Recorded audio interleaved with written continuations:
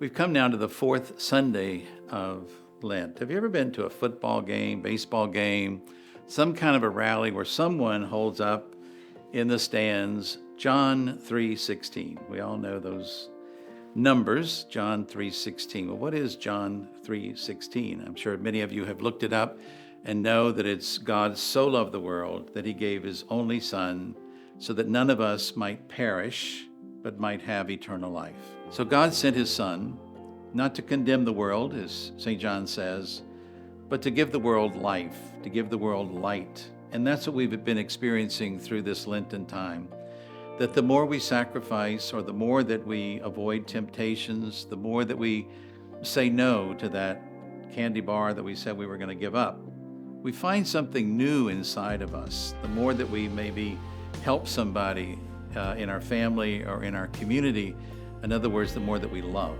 That's the bottom line. The more that we love, the more life we have inside of us. Because that's what God did. God is love, and God showed his love by giving his Son to us. He gave his very self to each one of us so that we would not be condemned, but that we would be given life. So as we move closer toward Easter, it's time for us to really look at the core of what it means to be an ambassador of Jesus Christ, to be an ambassador of this life that God has given to us in his Son, to look at him as our source of life, our source of wisdom, as we spoke of last week. God so loved the world that he gave us his Son, the very being of himself he poured out to each one of us. It's hard for us as humans who live in a kind of a restricted way and mentality to understand what love really is, but only looking at that very act of self-giving by God, and we'll get closer to that as we move into the Passion, but that God's love, God is love, and that love means to give of self, to sacrifice self.